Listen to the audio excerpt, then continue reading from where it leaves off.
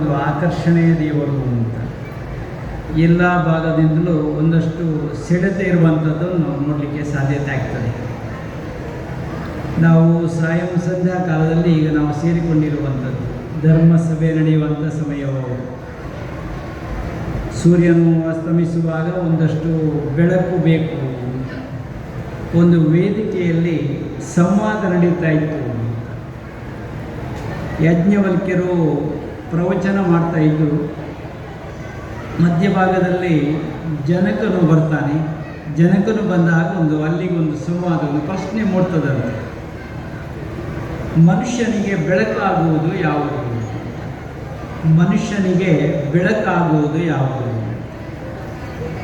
ಆವಾಗ ಯಜ್ಞವಲ್ಕ್ಯರು ಹೇಳ್ತಾರಂತೆ, ಅದಕ್ಕೇನು ಮನುಷ್ಯನಿಗೆ ಬೆಳಕಾಗೋದು ಸೂರ್ಯನಿಂದ ಬೆಳಕಾಗ್ತದೆ. ಸೂರ್ಯನಿಂದ ಬೆಳಕಾಗ್ತದೆ. ಸೂರ್ಯನು ಅಸ್ತಮಿಸಿದ್ದಾನೆ, ಇನ್ನು ಬೆಳಕು ಎಲ್ಲಿದೆ? ಬೆಳಕು ಎಲ್ಲಿದೆ ಅನ್ನುವಾಗ ಚಂದ್ರನಿದ್ದಾನೆ. ಚಂದ್ರನಿದ್ದಾನೆ ಎಲ್ಲಿಯಾದರೂ ಅಮಾವಾಸ್ಯೆಗೆ ಇಲ್ಲವಲ್ಲ, ಎಲ್ಲಿದೆ ಬೆಳಕು? ಬೆಳಕು ಎಲ್ಲಿದೆ ಅಂದರೆ ದೀಪದಿಂದ ಬೆಳಕಾಗೋದು. ದೀಪದಲ್ಲೂ ಒಂದಷ್ಟು ಅತ್ತಿಚುರುಗಳು ಉರಿದು ಮುಗಿದು ಹೋದರೆ, ತೈಲ ಇಲ್ಲದಿದ್ದರೆ ಹೀಗೆ ಉರಿಯುತ್ತದೆ. ಅದೂ ಇಲ್ಲದಿದ್ದರೆ ಶಬ್ದದಿಂದ ಬೆಳಕಾಗುವುದು ಅಂತ ಹೇಳ್ತಾರೆ. ಶಬ್ದದಿಂದ ಬೆಳಕಾಗುವುದು. ಆದರೆ ಶಬ್ದವೂ ಇಲ್ಲದಿದ್ದರೆ ಏನು ಬೆಳಕಾಗ್ತದೆ ಅಂತ ಜನಕನ ಪ್ರಶ್ನೆ. ಅದಕ್ಕೆ ಯಜ್ಞವಲ್ಕ್ಯರು ಹೇಳ್ತಾರಂತೆ, ಯಾವುದೇ ಬೆಳಕಿಲ್ಲದಿದ್ದರೂ ಅವನ ಆಂತರ್ಯದಲ್ಲಿ ಒಂದು ಬೆಳಕಿದೆ, ಅದು ಆತ್ಮಜ್ಯೋತಿ ಅಂತ ಹೇಳ್ತಾರೆ. ಅದೇ ಅವನಿಗೆ ಬೆಳಕಾಗ್ತದೆ ಅಂತ ಹೇಳಿದರು. ನಾವು ಅಷ್ಟೇ, ಮನುಷ್ಯನಿಗೆ ಬೆಳಕು ಎಲ್ಲಿ ಅಂತ ಹುಡುಕೋ ಕೆಲಸ ಅಂತರಂಗದಲ್ಲಿ ಆಗಬೇಕು. ನಾವೆಲ್ಲ ಈ ಸಂಬಂಧಗಳನ್ನೆಲ್ಲ ಬೆಳೆಸಿಕೊಳ್ತೇವೆ. ಈ ಸಂಬಂಧ ದೇವನಿಗೆ ಭಕ್ತನಿಗೆ ಏನು ಸಂಬಂಧ? ಅದೊಂದು ವ್ಯಾಪಾರಕ್ಕೆ ಸೀಮಿತವಾದರೆ, ಅದು ಒಂದು ವ್ಯವಹಾರಕ್ಕೆ ಸೀಮಿತವಾದರೆ ಅದು ವ್ಯಾಪಾರ ಆಗ್ತದೆ ಅಷ್ಟೇ. ಆದರೆ ಈ ಸಂಬಂಧಗಳು ಏನಾಗಬೇಕಂದ್ರೆ ಅದನ್ನು ಅರ್ಥೈಸಿಕೊಂಡು ನಾವು ಒಂದಷ್ಟು ಸರ್ವರ ಹಿತಕ್ಕೆ ಬಳಸಿಕೊಂಡಾಗ ಅದು ಸಂಸ್ಕಾರ ಆಗ್ತದೆ. ನಾವು ನುಳ್ಳಿಪಾಡಿಯಲ್ಲಿ ಅಂತ ಒಂದು ಸಂಸ್ಕಾರದ ಪಾಠವನ್ನು ನೋಡಲಿಕ್ಕೆ ಸಾಧ್ಯತೆ ಆಗ್ತದೆ. ನಿಮ್ಮೆಲ್ಲರಿಗೂ ಅಭಿನಂದನೆ ಹೇಳಲಿಕ್ಕೆ ಇಚ್ಛೆ ಪಡ್ತೇವೆ. ಈ ನಗರದ ಮಧ್ಯಭಾಗದಲ್ಲಿ ನಾವು ಇದ್ದೇವೆ. ಭಗವಂತನೂ ಇದ್ದಾನೆ. ಇಲ್ಲಿ ಒಂದಷ್ಟು ಬೆಳವಣಿಗೆ ಆಗಿದೆ, ನಾವೆಲ್ಲ ನೋಡಬಹುದು ಆಗಿದೆ. ಅಂತಂದರೆ ಭಾರತದ ಒಂದಷ್ಟು ಅಂತಃಸತ್ವವನ್ನು ನಾವು ಹುಡುಕಾಡಿದರೆ ಅದನ್ನು ಆಧ್ಯಾತ್ಮ ಅಂತ ಕರೀತಾರೆ. ಆ ಆಧ್ಯಾತ್ಮ ಅನ್ನೋದು ಬರೀ ಭಾರತದ ಬೆಳಕು ಮಾತ್ರ ಅಲ್ಲ, ವಿಶ್ವಕ್ಕೆ ಬೆಳಕನ್ನು ಕೊಟ್ಟಿದೆ ಅಂತಂದರೆ ತಪ್ಪಾಗಲಿಕ್ಕೆ. ಯಾಕಂದರೆ ಎಲ್ಲ ದೇಶವು ಹುಡುಕಿ ಬರುವಂಥದ್ದು ಭಾರತವನ್ನೇ ನೋಡುವಂಥದ್ದು. ಏಕೆ ಭಾರತವನ್ನು ನೋಡ್ತದೆ ಅಂತಂದರೆ ಭಾರತದಲ್ಲಿ ಒಂದು ಬೆಳಕಿದೆ, ಅದು ಎಲ್ಲರನ್ನು ಬೆಳಗಿಸುವಂಥ ಬೆಳಕಾಗಿದೆ. ಅದೇ ಆಧ್ಯಾತ್ಮದ ಬೆಳಕು. ಒಂದು ಉತ್ತಮವಾದ ಕಾರ್ಯಕ್ರಮದಲ್ಲಿ ನಾವೆಲ್ಲ ಭಾಗವಹಿಸ್ತಿರುವಂಥದ್ದು. ಬ್ರಹ್ಮ ಕಲಶೋತ್ಸವದ ಸಂಭ್ರಮ ನಡೆಯುವಂಥ ಒಂದು ಸಂದರ್ಭ ಅದು ನಾವೆಲ್ಲ ನೋಡಬಹುದಾಗಿದೆ. ಈ ಅಯ್ಯಪ್ಪನನ್ನು ನಾವು ಒಮ್ಮೆ ನೋಡಿದರೆ ಸಾಕು. ಅಯ್ಯಪ್ಪನ ವಿಚಾರ ಹೇಳ್ತಾರೆ, ಅಖಿಲ ಭುವನ ದೀಪಂ ಭಕ್ತ ಚಿತ್ತಾಬ್ದ ಸೂರಂ ಸುರಗಣ ಪರಿಸೇವ್ಯಂ ಶಾಸ್ತಾರಂ ಪ್ರಣಮಾಮಿ. ಈ ಬೆಳಕಿನ ರೂಪದಲ್ಲಿದ್ದಾನೆ ಅಯ್ಯಪ್ಪ. ಆ ಕೂತಂಥ ಭಂಗಿಯನ್ನೊಮ್ಮೆ ನೋಡಬೇಕು. ಯೋಗಾರೂಢನಾಗಿರುವಂಥ ಅಯ್ಯಪ್ಪನನ್ನೊಮ್ಮೆ ನೋಡಿದರೆ ಮನಸ್ಸು ತುಂಬಿ ಬರುವಂಥದ್ದು ಒಂದು ಭಾವುಕತೆ ಅದರಲ್ಲಿ ಇದೆ. ಈ ಅಯ್ಯಪ್ಪನ ಆರಾಧನೆ ಮಾಡೋರನ್ನೊಮ್ಮೆ ನೋಡಿ ನೀವು. ಇಲ್ಲೇ ಇದ್ದಾರೆ, ಕೆಲವರೆಲ್ಲ ಇದ್ದಾರೆ, ಹೆಚ್ಚಿನವರೆಲ್ಲ ಶಬರಿಮಲೆಗೆ ಹೋದವರೇ ಇರ್ತಾರೆ. ಅವರನ್ನು ನೋಡಿದರೆ ಒಬ್ಬ ಆಧ್ಯಾತ್ಮಿಯನ್ನು ನೋಡಿದಾಗೆ ನಮಗೆ ಕಾಣಬೇಕು. ಯಾಕಂತಂದರೆ ಆ ಎಲ್ಲ ಗುಣಗಳು ಅವರಲ್ಲಿ ಇರ್ತದೆ. ಒಂದಷ್ಟು ಭಕ್ತಿ ಜ್ಞಾನವನ್ನು ನೋಡಬೇಕಾದರೆ ಒಂದಷ್ಟು ಅಯ್ಯಪ್ಪ ವೃತಧಾರಿಗಳನ್ನು ನೋಡಬೇಕು. ಅವರು ನಿಜವಾಗಿ ಒಂದು ಆಧ್ಯಾತ್ಮಿಕಗಳಾಗಿ ಗೋಚರಕ್ಕೆ ಬರ್ತಾರೆ. ಇಲ್ಲಿ ನೋಡಿ, ಅವರ ಅನುಷ್ಠಾನವನ್ನು ಮಾಡುವಂಥ ವಿಷಯವನ್ನೊಮ್ಮೆ ಗಮನಕ್ಕೆ ನಾವು ತೆಕ್ಕೊಂಡ್ರೆ, ಒಂದಷ್ಟು ಅವರು ನಡೆಯುವಂಥ ಆಚರಣೆಗಳನ್ನು ಒಮ್ಮೆ ನೋಡಿದರೆ ಎಲ್ಲರಲ್ಲೂ ಒಂದು ಜಾಗೃತಿ ಮೂಡಿಸುವಂಥದ್ದು ಎರಡೂ ಒಂದು ಲಭ್ಯ ಆಗ್ತದೆ. ಒಂದು ಆರೋಗ್ಯವು ಉತ್ತಮವಾಗ್ತದೆ. ಇಲ್ಲಿ ವೈದ್ಯರಿದ್ದಾರೆ ನಮ್ಮ ಜೊತೆಗೆ. ಆರೋಗ್ಯವು ಒಳ್ಳೆಯದಾಗಬೇಕು, ಜೊತೆಗೆ ಏನಾಗ್ತದೆ ಅಂದರೆ ಮಾನಸಿಕವಾಗಿ ಒಂದು ನೆಮ್ಮದಿಯೂ ಸಿಗಲಿಕ್ಕೆ ಸಾಧ್ಯತೆ ಇದೆ. ಎರಡೂ ಅದರಿಂದ ವ್ರತಗಳನ್ನು ಆಚರಣೆ ಮಾಡೋದರಿಂದ ನಮಗೆ ಲಭ್ಯ ಆಗ್ತದೆ. ಇವತ್ತು ಸಂಭ್ರಮದಲ್ಲಿ ನಾವಿರುವಂಥದ್ದು. ಅಯ್ಯಪ್ಪನ ಈ ಕಾಲದ ಅಭಿಷೇಕಾದಿಗಳು ನಡೆಯುವಂಥ ಒಂದು ಸಂದರ್ಭವೂ ಹೌದು. ನಮಗೂ ಮತ್ತೊಮ್ಮೆ ಈ ಕಲಶ ಅಂದರೆ ಅಷ್ಟಬಂಧ ಏನಂದರೆ ಎರಡನೇ ಸಲ ನಾವು ಬರುವಂಥದ್ದು ಮತ್ತೊಂದು ಕಾರ್ಯಕ್ರಮದಲ್ಲಿ ಭಾಗವಹಿಸುವಂತೆ ಅವಕಾಶ ಆಗಿದೆ ಅಂತ. ಈಗಾಗಲೇ ಪ್ರಾಸ್ತಾವಿಕವಾಗಿ ಚೆನ್ನಾಗಿ ವಿಷಯಗಳನ್ನು ಮುಂದಿಟ್ಟು ಹೇಗಿದೆ ಇದನ್ನೆಲ್ಲ ನಡೆಸಲಿಕ್ಕೆ ಆರ್ಥಿಕವಾಗಿ ಒಂದು ಕ್ರೋಢೀಕರಣ ಹೇಗೆ ಮಾಡಬಹುದು ಇದನ್ನೆಲ್ಲ ಆಲೋಚನೆ ಮಾಡಿಕೊಂಡು ಎರಡೂ ರೀತಿಯಲ್ಲಿ ಬಲಿಷ್ಠ ಆಗಬೇಕು. ಒಂದು ಆರ್ಥಿಕವಾಗಿ ಮತ್ತೊಂದು ಪಾರಮಾರ್ಥಿಕವಾಗಿ ಎರಡು ರೀತಿಯಲ್ಲಿ ಬೆಳವಣಿಗೆ ಆಗಬೇಕಾದಂಥ ಒಂದು ಅವಶ್ಯಕತೆಯು ಎಲ್ಲಿದೆ ಅಂತ ನಾವೆಲ್ಲ ನೋಡ್ತೇವೆ. ಸಮಾಜದಲ್ಲಿ ನಾವು ಹೇಗಿರಬೇಕು ಒಮ್ಮೆಲ್ಲ ನೋಡ್ಬೋದು ನಾವು. ಯಾಕಂತಂದರೆ ಸಮಾಜದಲ್ಲಿ ನಮ್ಮ ಬದುಕನ್ನು ನಮ್ಮೆಲ್ಲ ಜೀವನದ ಪ್ರಶ್ನೆಗಳಿಗೆ ಉತ್ತರ ಎಲ್ಲಿದೆ ಅಂತಂದರೆ ನಮ್ಮ ಒಳಗೆ ಇದೆ. ನಾವೆಲ್ಲ ಹೊರಗೆ ಹುಡುಕಾಡ್ತಾ ಇರ್ತೇವೆ ಎಲ್ಲಿದೆ ಉತ್ತರ ನಮ್ಮ ಒಳಗಿದೆ. ಆದರೆ ನಾವು ಹುಡುಕಾಟ ಮಾಡಬೇಕಾದಂಥ ಕೆಲಸ ಮಾಡಬೇಕು. ಅದಕ್ಕೆ ಆತ್ಮ ಅವಲೋಕನ ಅಂತ ಇನ್ನೊಂದು ಹೆಸರಿದೆ. ಆತ್ಮಾವಲೋಕನ ಹೇಗೆ ಮಾಡಬೇಕು ನಮಗೆ ಅದೇ ಒಂದು ಮಾರ್ಗದರ್ಶಕವಾಗಿ ಕೂಡ ಅದು ನಿಲ್ತದೆ ಅಂತ. ನಮ್ಮನ್ನು ನಾವು ಅವಲೋಕನ ಮಾಡಿಕೊಂಡಾಗ ಅಂತರ್ಯದಲ್ಲಿ ಅವಲೋಕನ ಮಾಡಿಕೊಂಡಾಗ ಮಾರ್ಗದರ್ಶಿಯಾಗಿ ಅದೇ ನಮಗೆ ಗಟ್ಟಿಯಾಗಿ ನಿಲ್ಲುತ್ತದೆ. ನಮ್ಮ ಬದುಕಿಗೆ ಎಲ್ಲ ಏನು ಪ್ರಶ್ನೆಗಳು ಮೂಡ್ತವೆ, ಕೆಲಸ ಎಲ್ಲ ಉಂಟು, ಸಮಸ್ಯೆಗಳು ಅಂತ ಇರ್ತದೆ. ಸಮಸ್ಯೆ ಬಂದರೆ ತಪ್ಪೇನೂ ಅಲ್ಲ, ಸಮಸ್ಯೆ ಮಾಡಿಕೊಳ್ಳಬಾರದು. ಸಮಸ್ಯೆಯಿಂದ ನಮಗೆ ಏನಾಗ್ತದೆ ಅಂತಂದರೆ ಅನುಭವಗಳು ಹೆಚ್ಚಾಗ್ತದೆ. ಸಮಸ್ಯೆಗಳು ಬಂದಾಗ ಅನುಭವಗಳು ಹೆಚ್ಚಾಗ್ತದೆ.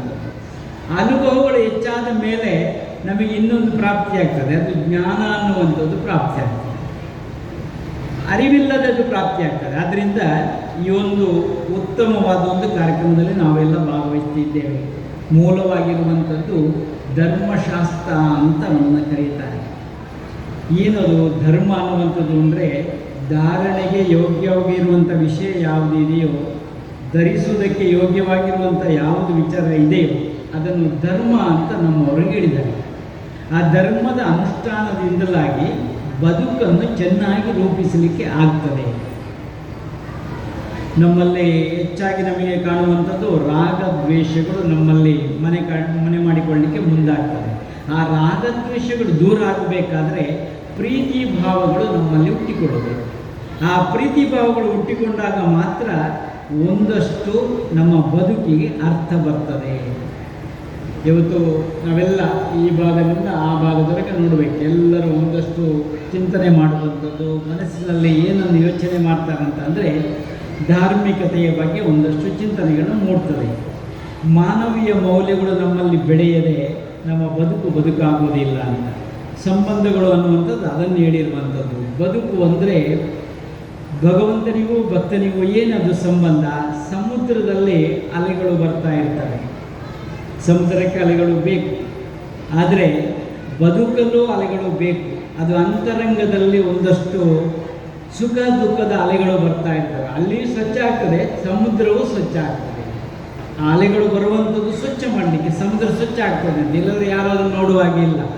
ಹಾಗೆ ನಮ್ಮ ಅಂತರಂಗದ ಒಂದಷ್ಟು ಸಮುದ್ರದಲ್ಲೂ ಕೂಡ ಅಲೆಗಳು ಏರ್ತಾ ಇರ್ತವೆ. ಆದರೆ ನಮ್ಮ ಸಂಬಂಧ ಏನು ಅಂತಂದರೆ ಮರಕ್ಕೆ ಎಲೆಗಳ ಸಂಬಂಧ ಇರ್ತದೆ. ಹಾಗೆಂತ ಹೇಳಿಕೊಂಡು ಸಮುದ್ರಕ್ಕೆ ಅಲೆಗಳು ಬೇಕೇ ಬೇಕು. ಹಾಗೆ ನಾವು ಭಗವಂತನಿಗೂ ಭಕ್ತನಿಗಿರುವ ಸಂಬಂಧಗಳು ಆ ರೀತಿ ಇರಲಿಕ್ಕೆ ಸಾಧ್ಯತೆಗಳು ಉಂಟು. ಹಾಗೆ ಅಂತ ಹೇಳಿಕೊಂಡು ನಮ್ಮ ಬದುಕನ್ನು ನಾವು ಕಟ್ಟುವಾಗ ಅವನ ಅರಿವಿನೊಂದಿಗೆ ನಾವು ಬದುಕನ್ನು ಕಟ್ಟುವ ಪ್ರಯತ್ನ ಮಾಡಬೇಕು. ಈ ಒಂದು ಉತ್ತಮವಾದ ಸಂದರ್ಭದಲ್ಲಿ ನಾವಿದ್ದೇವೆ. ದಾಸರು ಒಂದು ಕಡೆ ಆಡ್ತಾರೆ, ಮನಶುದ್ಧಿ ಇಲ್ಲದವಗೆ ಮಂತ್ರದ ಫಲವೇನು, ತನುಶುದ್ಧಿ ಇಲ್ಲದವಗೆ ತೀರ್ಥದ ಫಲವೇನು, ಇದ್ದು ಫಲವೇನು ಮೀನು ಮೊಸಳೆಗಳಂತೆ, ಇದ್ದು ಫಲವೇನು ಶೈಲದ ಕಾಗೆಯಂತೆ, ಹೊರಗೆ ಮಿಂದು ಒಳಗೆ ಮೀಯದವರ ಕಂಡು ಬೆರಗಾಗಿ ನಗುತ್ತಿದ್ದ ಪುರಂದರ ವಿಠಲ ಅಂತ ದಾಸರು ಭೂಗಾಭಾವದಲ್ಲಿ ಹೇಳ್ತಾರೆ. ಅಂದರೆ ನಾವು ನಮ್ಮ ಬದುಕನ್ನು ಹೇಗೆ ರೂಪಿಸಬೇಕು. ಆದರೆ ನುಳ್ಳಿಪಾಡಿಗೆ ಬಂದರೆ ಇದಕ್ಕೆ ಅಪವಾದ.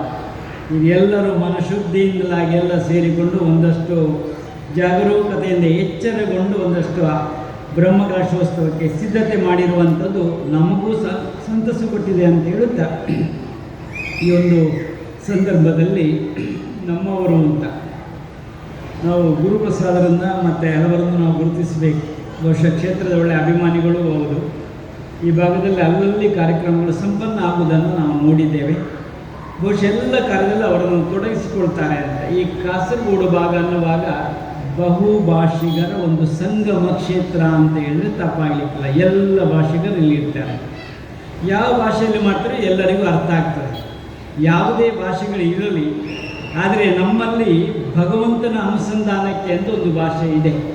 ಅದು ಈ ಭಾಷೆಗಳೆಲ್ಲ ಸಾಕಾಗುತ್ತಿಲ್ಲ. ಇದು ನಿಮಗೆ ಭೇಟಿಯಾಗಲೇ ಮಾತಾಡಲಿಕ್ಕೆ ಸಾಕಾಗ್ತದೆ.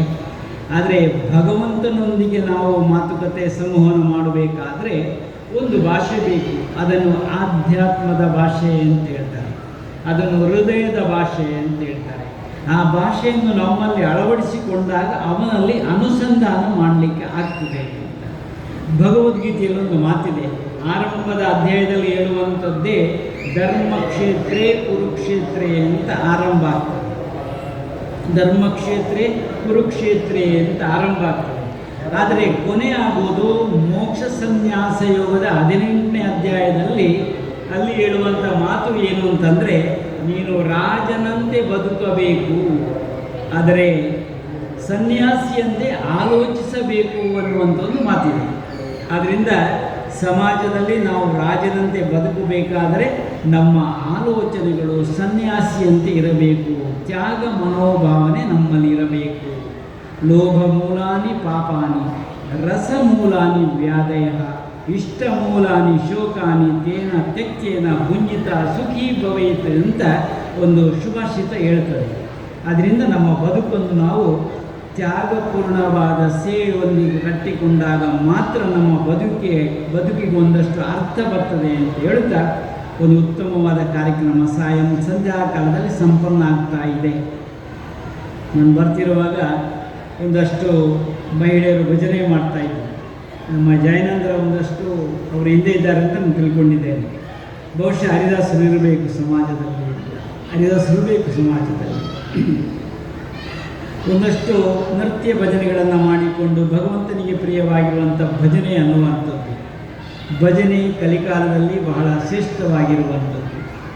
ಭಜನೆಯ ಮೂಲಕವಾಗಿ ಒಂದಷ್ಟು ನಮ್ಮ ಬದುಕನ್ನು ಕಟ್ಟಲಿಕ್ಕೆ ಬೇಕಾಗಿರುವಂಥ ಪಠ್ಯಗಳಿದ್ದಂತೆ. ಒಂದಷ್ಟು ದಾಸರ ಹಾಡುಗಳು ಅಂದರೆ ಒಂದು ಪಠ್ಯಗಳಿದ್ದಂತೆ. ಅಜ್ಞಾನಿಗಳ ಕೂಡ ಅಧಿಕ ಸ್ನೇಹಕ್ಕಿಂತ ಸುಜ್ಞಾನಿಗಳ ಕೂಡ ಜಗಳವೇ ಲೇಸು ಅಂತ ಒಂದು ಗೆರೆಯಲ್ಲಿ ಹೇಳಿಬಿಟ್ಟಾರೆ. ಅದರಿಂದ ನಮ್ಮ ಬದುಕನ್ನು ಹೇಗೆ ರೂಪಿಸಬೇಕು ಅನ್ನೋದನ್ನು ಭಜನೆ ಕಲಿಸಿಕೊಡುತ್ತದೆ. ಆದ್ದರಿಂದ ಕಲಿಗಾಲದಲ್ಲಿ ಭಜನೆಗೆ, ನಾಮ ಸಂಕೀರ್ತನೆಗೆ ಅದರದೇ ಆಗಿರುವಂಥ ವೈಶಿಷ್ಟ್ಯವಿದೆ, ಶಕ್ತಿ ಇದೆ. ಅದೆಲ್ಲ ಒಂದಷ್ಟು ನಮ್ಮ ಸನಾತನ ಹಿಂದೂ ಧರ್ಮಕ್ಕೆ ಶಕ್ತಿ ತುಂಬುವಂಥ ವಿಚಾರಗಳನ್ನು ಅದು ಮಾಡ್ತದೆ ಅಂತ ಹೇಳುತ್ತಾ, ಈ ಮೂಲಕವಾಗಿ ಇನ್ನೋದ್ಧಾರದ ಕೆಲಸ ಇರ್ಬೋದು ಅಥವಾ ಬ್ರಹ್ಮಕಲಶ ಇರ್ಬೋದು, ಇತ್ಯಾದಿ ಯಾವುದನ್ನು ಮಾಡದಿದ್ದರೂ ಕೂಡ ಒಂದಷ್ಟು ಧಾರ್ಮಿಕತೆಗೆ ಒಂದಷ್ಟು ಅವಕಾಶ ದೊರೆತಂತಾಗ್ತದೆ. ಎಲ್ಲರೂ ಒಂದಷ್ಟು ನಮ್ಮಿಂದಲೂ ಸೇವೆ ಆಗಬೇಕು ಅನ್ನೋ ಒಂದು ತುಡಿತ ಅವರಲ್ಲಿ ಬರಲಿಕ್ಕೆ ಸಾಧ್ಯತೆ ಇದೆ. ಇಂಥ ಒಂದು ಸಂದರ್ಭದಲ್ಲಿ ಈ ನುಳ್ಳಿಪಾಡಿ ಎನ್ನುವ ಜಾಗದಲ್ಲಿ, ಇದು ನುಳ್ಳಿಪಾಡಿಯೂ ಹೌದು, ಉಳ್ಳುಪಾಡುವೂ ಹೌದು ಅಂತ, ಒಳಗಿನ ಭಾಗವೂ ಹೌದು. ಇದು ಪಾಡಿ ಅನ್ನೋದಕ್ಕೆ ಬೇರೆ ಬೇರೆ ಅರ್ಥಗಳುಂಟು. ತುಳುವಿನಲ್ಲಿ ಕೂಡ ಇದಕ್ಕೆ ಅರ್ಥಗಳನ್ನು ಬೇರೆ ಬೇರೆ ಹೇಳಲಿಕ್ಕೆ ಆಗ್ತದೆ. ಆದರೆ ಈ ಭಾಗದಲ್ಲಿ ಒಂದು ಅಯ್ಯಪ್ಪ ದೇವರ ಒಂದು ದೇವಾಲಯವನ್ನು ನಿರ್ಮಾಣ ಮಾಡಿ ಸ್ವಲ್ಪ ಸಣ್ಣ ಜಾಗದಲ್ಲಿ ದೇವರನ್ನು ಇರಿಸಿಕೊಂಡಿದ್ದಾರೆ. ಸಣ್ಣ ಜಾಗ, ಎಲ್ಲಿ ಹುಡುಕುವುದು? ಅದಕ್ಕೆ ವಾಸ್ತುವಲ್ಲಿ ಹೇಗೆ ಮಾಡಿದ್ದಾರೆ ಅಂತ ಅವರನ್ನೇ ಕೇಳಬೇಕು. ಅದು ಅವರಲ್ಲೇ ಇರ್ಬೋದು, ಅವರ ತಲೆಯಲ್ಲದೆಲ್ಲ ಇದೆ ಎಲ್ಲಿ ಹೇಗೆ ಏನು ಅಂತ. ಇಷ್ಟೂ ಜಾಗದಲ್ಲೂ ದೇವರನ್ನು ಕಂಡುಕೊಳ್ಳಲಿಕ್ಕೆ ಆಗ್ತದೆ. ಅದು ದೇವರು ಎಲ್ಲಿಲ್ಲ ಅಂತ ನಾವು ನೋಡಬೇಕು. ಎಲ್ಲರಲ್ಲೂ ದೇವನಿದ್ದಾನೆ ಅಂತ, ಅದಕ್ಕೆ ಏನು ಸಂಶಯವಿಲ್ಲ. ಆದ್ದರಿಂದ ಸೂಕ್ಷ್ಮನೂ ಅವನೇ, ಸ್ಥೂಲವೂ ಅವನೇ ಅಂತ. ಅದರಿಂದ ಒಂದು ವಿಸ್ತಾರವಾಗಿರುವಂಥ ಒಂದು ಮನಸ್ಸಿನ ಜನಗಳಲ್ಲಿ ನುಳ್ಳಿಪಾಡಿಯಲ್ಲಿ ನೋಡಲಿಕ್ಕೆ ಸಾಧ್ಯತೆ ಆಗ್ತದೆ.